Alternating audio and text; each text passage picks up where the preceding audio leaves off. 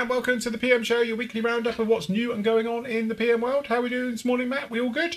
Yeah, I'm very well, thank you. Very good. As I say, it's a bit of a quiet week, everybody, so strap yourself in. Yeah, it's about a 10-minute show. Yeah, it is. It's going to be like a 10-minute show. It is. Unfortunately, we are back in that time. I think it's funny how, obviously, with COVID, the world went on its head. Releases were just sporadic at best, and then they all seem to come at once, and then nothing. But I think now we've gone back to traditional times. It usually is. I call it the doldrums, because this time of year, not many kits get released. There's not much buzz. There's no real sort of new kits being spoken about or anything else, because as I say, traditionally a lot of people are on holiday over the next couple of months, so that slows a lot of stuff down. And I think most people are gearing up for sort of the end of the year towards Christmas for obviously cash in and sales for new stuff. So unfortunately we're into that little thing where we get a few reboxes and a couple of the manufacturers keep us entertained, but definitely not on the scale we're used to of the beginning of the year over winter and obviously into fall as well. So yes, never mind, we will persevere and chip on. We keep going. Soldier on, don't we? Keep going. Soldier on. So really this week, the only thing we've got sort of new is the Spitfire, as I say, which is a bit of a rebox. Well, not a rebox, but a re-release from Tamiya. So again, it's quite nice because obviously it's all in our favourite scheme that everyone seems to be doing. It's fitting to go with the med scheme, isn't it? It is. Everyone's doing the sort of North Africa med scheme. Yeah. It's ideal. So, but again, it's a lovely, lovely kit. I know we're obviously speaking about Spitfires recently, obviously with the Qatari one and stuff like that. Obviously, this is a later model. But again, this kit, it's amazing because now it must be over 10 years old. I reckon, I bet, yeah. It's not a bit older, I don't know. Did you know out of that boxing, you cannot make a RAF? Can't you? No, you could do an Australian one. That one should be the US one. I don't think you can see the stars and bars on it. Yeah. And then there's some others in it because Andy told me, and I'm like, are you sure? And was looking. We actually looked, and it's like, yeah, you cannot actually do an RAF one. It's everybody else's. Oh right, okay. It is brilliant. I think you can get aftermarket. I presume RAF decals for it, but yeah. I don't know if it was that mark of Spitfire. I've got no idea. I'm not no aficionado. So, but yeah, in the box, like I say, you can get. Everybody. I think there's a Canadian one in there, Australian, I think, that US one. Yeah. I don't know if there's another one. I don't know if it's 3 or 4, but yeah. So, interesting. It's a funny way to do it, as you say, because obviously it may be just, what's that, the Mark 8? Yes. Maybe we didn't, it was more of our sort of lady lease type, give it to everyone else, Mark 8. I have no idea, I don't know. I'm sure we will get some feedback on it, but yeah, I don't know much about Mark 8 Spitfire, but... Anyway, it still looks cool in that scheme, doesn't it? So definitely, yeah, it's quite colourful because it's got the yellow bands on the wings as well, which is by identification marks, and with the red nose and that on this scheme. Funny enough, the red nose must be a thing because this one has it as well. Yeah, on the red spinners. Yeah, well, they did it on the P40s and the Hurricanes as well, didn't they? Yeah, a lot of them had red spinners, so yes. Yeah, don't shoot at red spinners. It must be an identification thing. It's got to have been. So yeah. I thought, well, yeah, no, it's just a Tamiya classic. All of them are the Mark 9s, that one. Yeah. So, yeah. I say, Andy's building the Mark 9, isn't he, at the moment? Yeah. He's doing that one. I built that one when it first came out. That's why it must be over 10 years now. And it is a lovely, lovely kit. I know, obviously, a lot of people have spoken about the Qatari one in comparison, but, and again, accuracy-wise, shape is perfect, but again, it has got the raised rivets. The recessed rivets all over the wings. Yeah. And I'd say technically they were puttied and stuff, but you could easily fix that yourself. But generally, it's a fantastic kit. It's got beautiful engine detail. It's got the magnetic cowlings for it as well, so they're quite a nice touch as well. They're very, very thin. In fact, that was one of the selling points of this kit. I think it was the thinnest injection molding done to date at that point. Yeah. So that was, quite nice to have. Again, you can display it gear up and down. It's all screws, the usual thing on the 30-second stuff, where you can sort of pose it on the stand and stuff. So, really, really nice kit. Cockpit's beautiful on it as well. So, classic. Fond memories of that is what I call Tamiya. It's beautiful all the way through. The instructions are good. It's a beautiful build. It's fully detailed. You can display it open and closed. It's just one of those really, really nice kits. So... It's like I say, it was state of the art at the time, wasn't it, when it released? It was, and I remember it was £75 when it got released. Now look at it. It's not that anymore, I'm afraid. No, well, I think it must be. To be honest, I built that at my old house, and I've been here 11 years, so it must be 12 plus years old now. Yeah, I bet it's older than you think. Yeah. So, but again, sorry, you built the Mustang after, didn't you? Because you built the Mustang there. Yeah, I built the Mustang here, but I built the Spitfire at the old place, and I was at the old place for 3 years, so somewhere in that time frame. So yeah, it must be between 15, I think, and 12 years old, that kit now.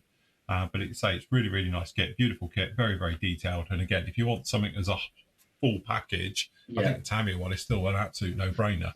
Yeah, absolutely. So yeah, gorgeous. So that's really all we've got. So we'll see you next week. Yeah, it is. I mean, we've had a restock of Tamiya just in general, like some 48 kits and some just a general restock really. So kits wise have come in. So but yeah, actually, like I say, new releases are bit thin on the ground at the minute. I mean, we're all about to get our new Qatari Spitfire in with the figure, which has got the Brian Lane figure in it. Hold on, sorry, there he is on the site, but it's going to be that one with the fancy. I wonder where they got that boxing inspiration from. It makes you wonder, doing it, portrait boxings. Let's just say I've got a couple of its predecessors up in my stash. Yeah. But yeah, no, I mean it's quite a nice, quite a nice touch really. I think the figure's really quite nice as well. Actually, it's a really good sculpt. So. Yeah, we'll have them soon enough. Very nice. So we've got that one coming down the line. The other one that's coming down the line, obviously, we luckily we knew about this one because they told us.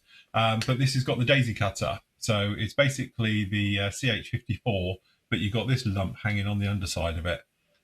So again, it gives you another sort of update. I'm really hopeful that they actually put a cabin under it, even if it's an aftermarket cabin, because again, it just shows what it can do then. Yes. Huge monster thing carrying that. But again, we've spoken about it. It'd be really cool to put an artillery piece with it or something, a little Sheridan tank. Yeah, a little Sheridan tank or a Huey hanging under it. There's loads of scope for that, I think, and now, obviously, Phil's a diorama master. He's going to be pulling that off. Yeah, I will. We're having a jungle with it hovering, hanging a Huey. You want that vertical element we were talking about in dioramas. Oh, yeah, absolutely. You've got that then in buckets. I'm actually surprised we've not seen more of them. We're still banging off them, if I'm honest. Yeah. I don't know if people are put off because he's quite a big lump and where do you put it when it's done? But again, it's got that wow factor, I think, if you could actually pull it off to to look good. I'm sure people, in the making. Yeah. There's products because it's not that old a kit, really, is it? So. No. I'm sure we will be fine. Also, it's quite big, and I imagine a lot of people are still working on it. From what I've seen with guys working on it, it's beautiful because they're adding all the detail to the wiring on the top because obviously it's all seen. So you spend a little bit of time just finishing it off and putting the wiring in and the hydraulic lines and everything else, all the smaller stuff. It really does pop really, really nicely. So some nice stuff. But yeah, the old daisy cutter, that's a weapon and a half. For people who don't know, basically they call it a daisy cutter because it shreds everything just off the ground. It's got a retarded parachute, so it drops it. It's got a very long probe at the front, which is the fuse. So when that touches, it detonates. So obviously it's still 4 foot above the ground. The idea being is it will then clear an area. It just goes outwards and it clears an area for helicopters to land in.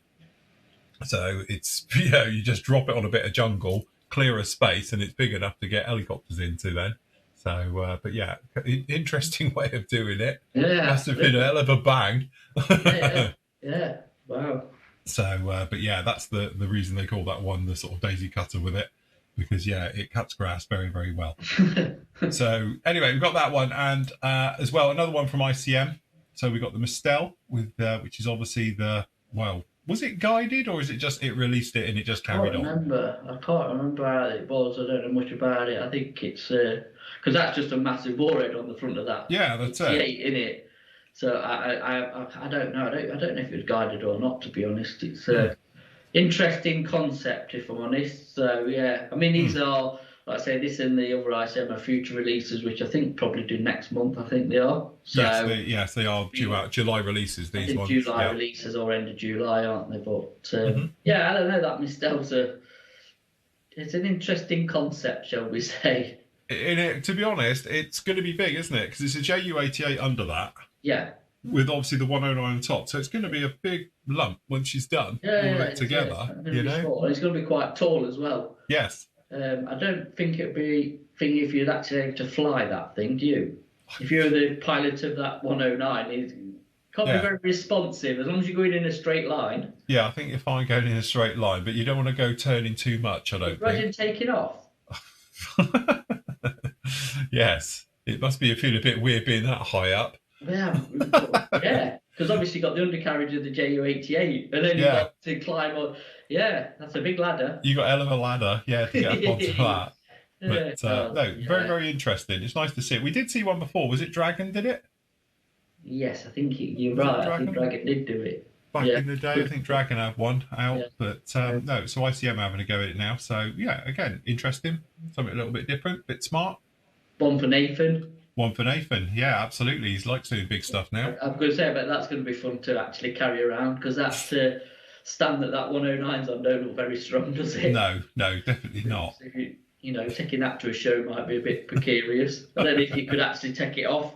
I don't know how engineering is, but it'd be nice if you could just unhook that and then put it on. I think you'd have to pin that and have a couple of pins and just drop it onto it when it's there. Yeah, properly pin it. But yeah, no, it's interesting thing. And obviously, ICM making use of their 88 molds, aren't they, in the 109? So yeah, fair play to them. Yeah, definitely, very, very nice. And the best one of the bunch. We left that's it. So we've got the waiters, the hello scene we're waiting for. We want the girls to come along next, and we can do a full scene of hello. You've got the little tank. Yeah, got the little tank. Yeah, got Gruber's little tank. Yes. Yes. So, but Mini Art, they must be seriously running out of stuff now because they've pretty much done everything. You know, it's but that's to me. I'm sorry, mate, but I think that again is really original thinking out of the box. I know they've done the figures, they've done the German figures, the US ones, and the British ones where they sat down at the tables, and then they've done a couple of civilian sets as well, and then like a waiter scene to them or a couple of waiters or whatever. But French cafes. Yes, that's it. At the end of the day, a brilliant diorama thing because you can have a lot going off. Yes, I've got the Prism music, which we use for the live stuff somewhere. Hold on. The Prism music. Got me Prism music going. Oh, brilliant, yeah. Get your accordion out. This is it, you see. So it has to be done. Yeah. But it's really, really different. Nice bit for your dioramas and stuff like that as well. It's obviously quite a nice scene with that one. Yeah, or vignettes and stuff. I think it's just different. It's nice to actually see civil figures as well, I think, to have a mix, obviously, in the military ones. I think that's where Mini Art really excel in that because they do a really good range, like I say, of just non-combatant Absolutely. figures. Yeah, most companies, let's face it, they tend to do combat troops and combat poses and stuff like that. Germans. Lots of Germans, But it's nice, obviously, Mini Art tackle the civilian side because, again, we've seen some of their sets and it's just like wheelbarrows and farm stuff, and we've seen, obviously, take the mick out of pigeons and stuff like that. But, it's really nice to have just normal day-to-day run-of-the-mill stuff as well to go along with it. Yeah. So... Yeah, I do. Yeah, I like what they do, Mini Art. I really do. So, hopefully, fingers crossed, we might actually see the P47 at some point. You know what, I was just about to say what they need to do is stop messing about doing this and get the P47 out so we can all see a wonder kit. They're teasing us all the time with this. No, it's getting close, and then it goes quiet, and then it's like it should be, and you're like, really? Just let us have it. And you know what they're going to do? They're going to put out the normal version first. Oh, yeah. Then they'll do the real full one after it, and it'll be like, as I say, I can understand because that'll be the best selling way to do it. Bring out the normal one, then the full one. Normally they'll bring out the normal one, then the full one.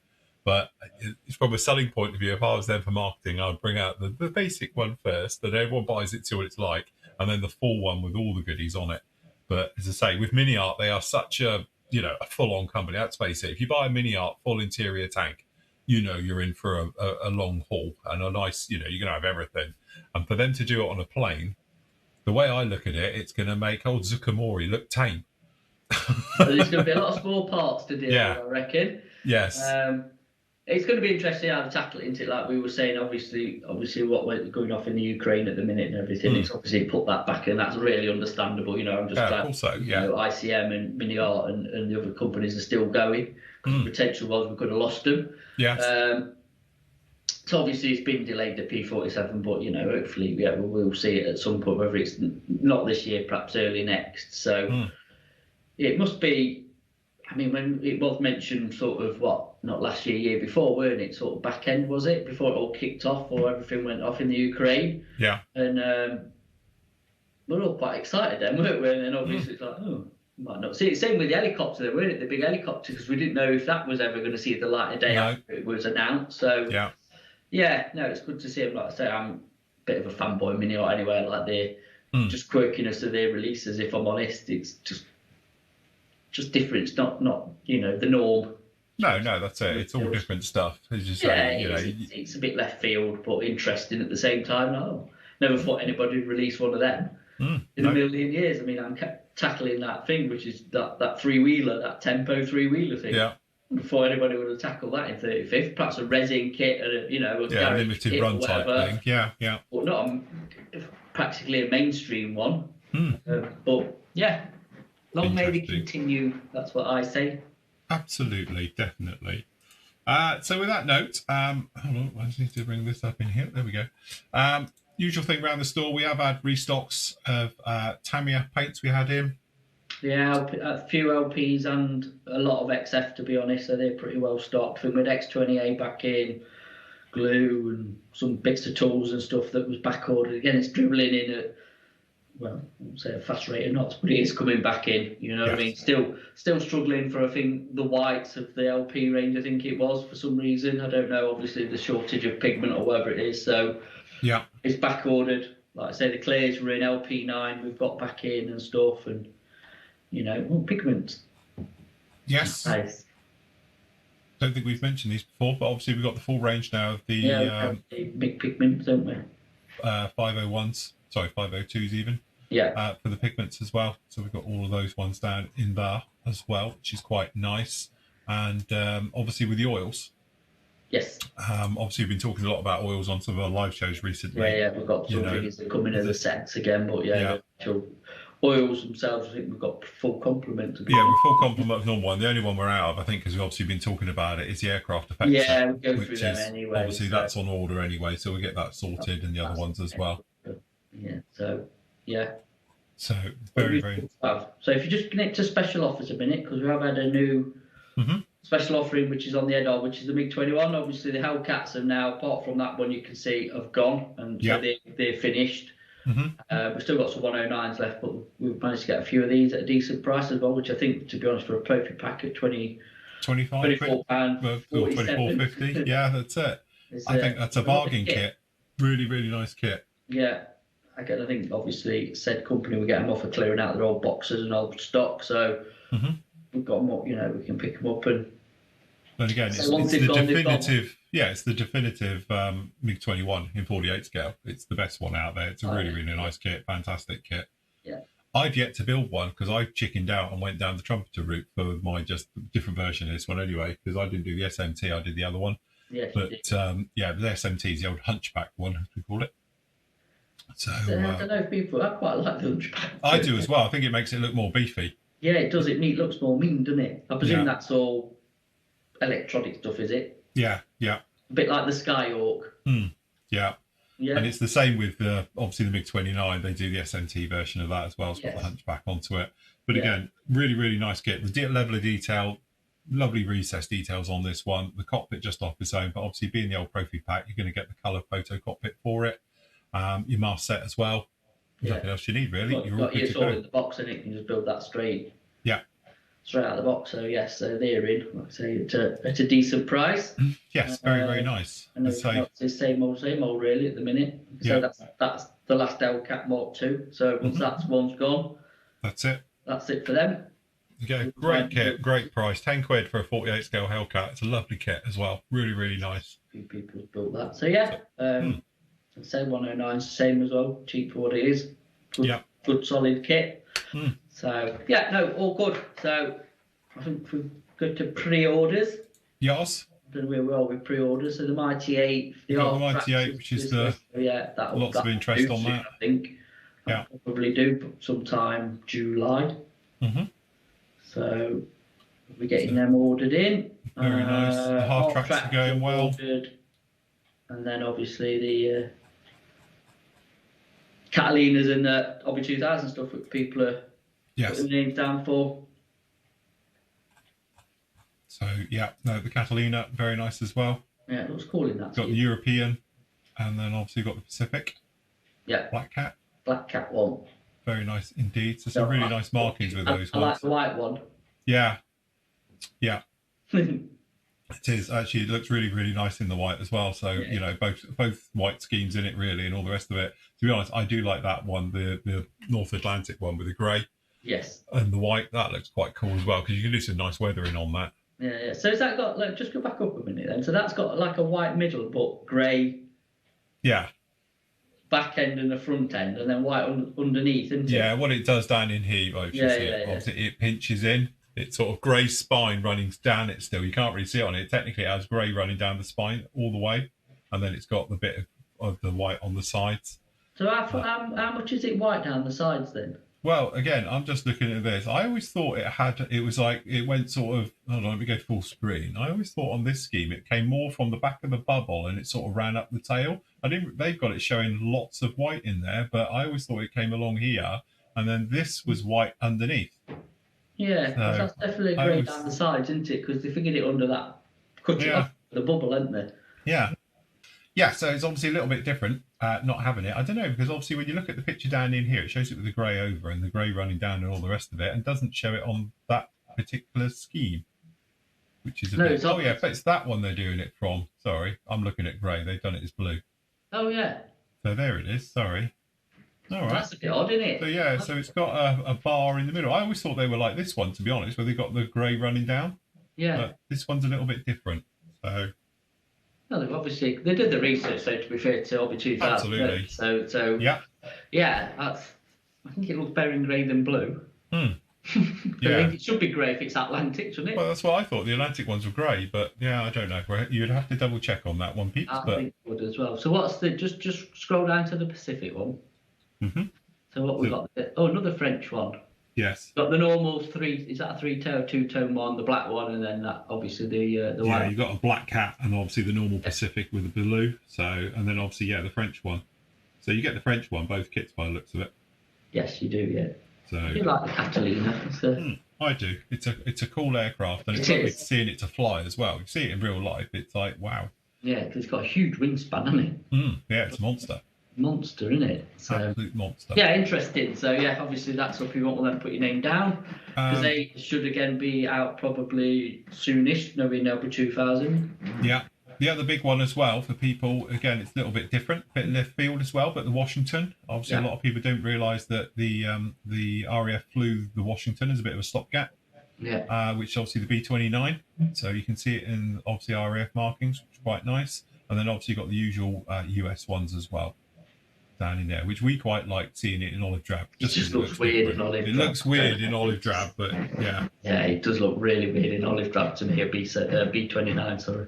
Yeah. But yeah, if you do want to do one that was in China in 1944, that's the one for you. So, but yeah, really, really nice. I quite like it actually, the Washington with the black underneath it. I know, as you say, the US ones to do with black underneath as well. Very, very nice. Just makes it look a little bit cooler, I think. Yeah. So we got that one down in there, and then obviously we've got the other ones. We've got the Zipper still up there, which is the F104 on order. We've got that Hindcourt as well, the 219, and obviously the Scout car we're expecting soonish. Well, I've closed that, to be honest, because I think it's due out pretty soon. To be fair, so yeah, you know, we'll have a couple of stocks of it anyway. But as a pre-order, I closed it the other day, so I could actually get them on back order. So yeah. Yeah. So yeah, the ferret. I'm interested to see that ferret. I'm thinking that could be like a weekend build if we do something, because I don't think it's going to be very complicated. I think that'd be quite a nice build if it's anything obviously like the ambulance. It's not going to be very complicated. Most of it you could probably pre-clip off the sprue and clean it all up, because it's quite straightforward. Yeah. So yeah, no, all good. Yeah, I look forward to that. Very nice indeed. Right, okay, if we pop over to questions, we've got a couple in here. Yeah. Gary says, hi all, do you know about the new AK book about the P-47 Thunderbolt that comes with the 148 scale and 172nd decals? If so, will you be getting any of these books? Also, a price, please. I've not. I don't know nothing about it, to be honest. I will look into it and find out. So is it? I presume this is a future book, is it? I assume so, a new yes. AK book. So I've not seen any announcement because we obviously get newsletters and stuff from AK, but I will look into it. Yeah. We will sort out. And obviously, what we could do is if we've got some interest, we'll do a pre-order on them as well. Yeah, I was about to say it's something we can get. If it's from AK, then obviously we should be able to get it. Not a problem. No problem. Okay, Scott says, morning team. About a month ago, someone asked about the potential of getting some Tamiya kits in as specials, specifically the 132nd Zero kits. I seem to recall you were going to speak to a distributor about it, but nothing's been mentioned in following weeks about the outcome. Is it still unlikely at this stage, or are you waiting to hear back about the possibilities? We'll be interested in getting the 32nd Zero, and rather get it from you than Evil Bay prices. As far as I know, no, we're not be able to get them at the minute. There's still no news as in whether we can get these specials, I'm afraid. Yeah. So you might be, unfortunately, be on Evil Bay purchases at the minute. So, yeah. Yeah.